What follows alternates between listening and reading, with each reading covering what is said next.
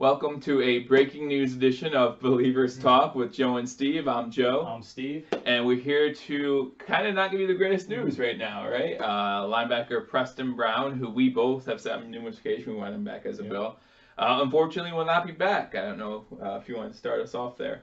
Yeah, he's going to be signing with his hometown Cincinnati Yep, Bengals. yep. So for us, that's a little bit of a downer here in Yeah, free agency absolutely. because now it leaves a position of need for us. Absolutely, yeah. We don't really have much behind him. Mm-hmm. Out in the free agency market, there's not too much out there. Right, yeah. And, we can get one in the draft. You have Raekwon Smith, Rashid Evans, some of those higher profile guys who everybody knows about.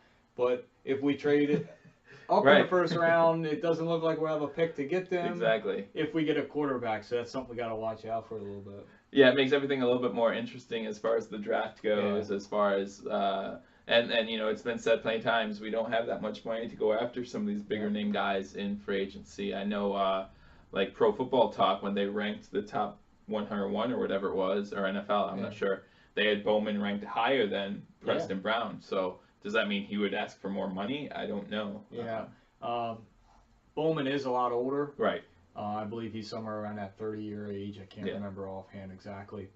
And then Preston Brown is only 25 years old. So this really surprised me. And when the details come out of his contract, I'll be really anxious to see what he got. Yeah, it'll be interesting.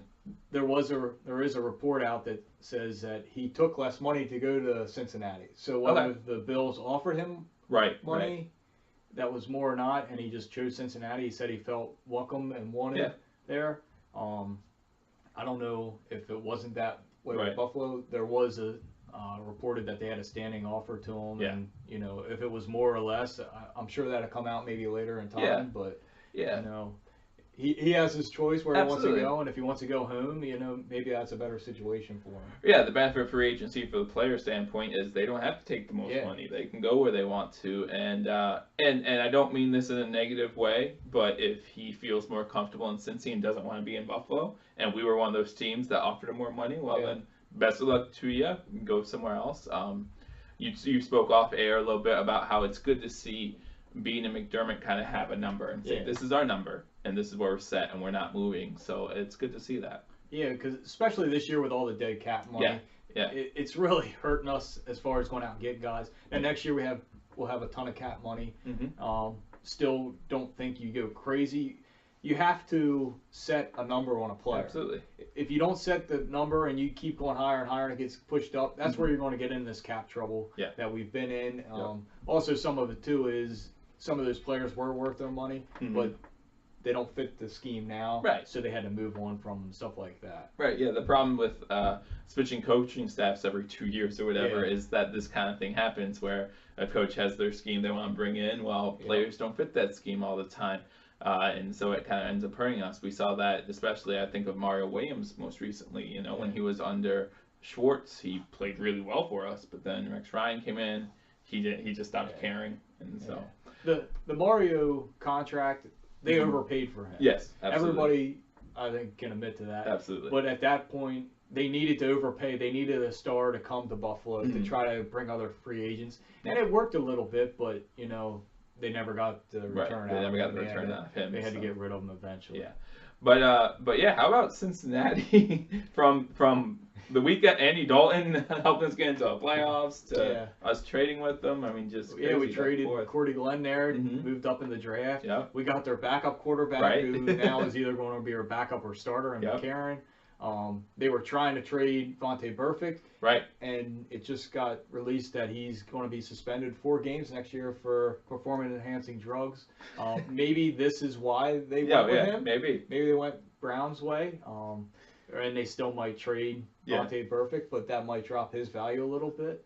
So Cincinnati's been having a little bit of a wild week too. With us. Wouldn't it be a full NFL season without Burfict being suspended week 1 at least, right? This would be the third time in the past 3 seasons that he would miss at least week 1. Yeah. So yeah, to me that's very interesting. This time it's for performance PEDs. Yeah. So that's his first time with performance enhancing drugs. So hopefully he doesn't get caught again for his sake or for any team's sake who might trade with him.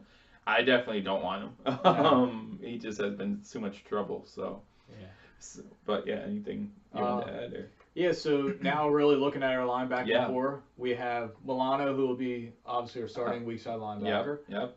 Now filling in at middle linebacker since Preston Brown is leaving would be Tanner Villanueva. He's a Vallejo. Yeah, Vallejo. He's a 6th-round pick out of Boise State last year. He played in 15 games, and when I say played, I shouldn't. He was active for 15 games. He was there. Yeah, he had 4 total tackles. 2 were solo and 2 were assist. So that's really everything we have on him. He didn't get much playing time. We looked at the numbers. Yeah. And Preston Brown, his 4 years in Buffalo, his first year it was 93% of the snaps, and that's because he took over a few weeks in the season at middle linebacker. The rest of it was 98, 99. Last year was 99.1%. Right. So he plays every down for the Bills, which that's why, we think this is going to hurt the Bills as far as losing their captain. Absolutely. The kind of guy who sets up the defense for him at middle linebacker. And then we have Lorenzo Alexander, who will be our starting strong side linebacker, outside linebacker. So that's kind of where our linebacker corps is right now. Yeah. We need to address the middle linebacker situation, but with Star Lotulelei up front and Kyle Williams, maybe that allows Vallejo to move around and make some tackles, and maybe he turns out to be this year's Matt Milano. Right, exactly. Yeah, maybe he'll be all right. Maybe McDermott and Bean see something in him, and they realize Preston Brown might not be as big of an asset as we needed. I hope so. I still trust the process. Yeah. But this one definitely hurts a little bit. But you can't get everybody either. Yeah. And like we said, cap trouble. You got to set your limits, and you got to do what's best for your team. And maybe now too, there was talk that Milano does move inside, so maybe that happens. Maybe. I don't know if. We'll see if that's a possibility. We do still need help in the secondary. As far as depth at safety, we did we signed Bush, the safety. Right. So we do have one guy there. We still need to get another safety for backup purpose. And then also we do need to get some corner. We only have Tre'Davious White, Vontae Davis, and Lafayette Pitts under contract really for a corner. So we do need to do something there. So now you're looking middle linebacker.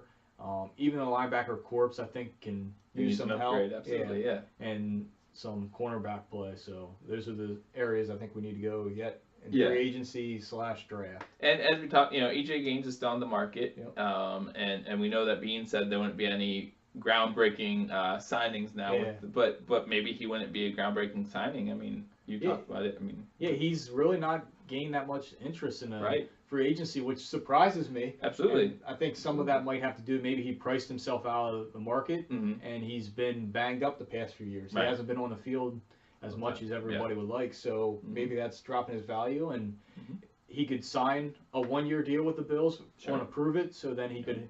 He's familiar with the defense, and he can hit the market again and try to make some money, or maybe he can sign like a 2-year, 3-year deal, and they can get him on the cheap this year and push money into the next 2-3 years. Right. Yeah. So we'll see. Yeah. I mean, we're always scared when we talk about backloading a contract, because then that leads to dead money situations down the road possibly.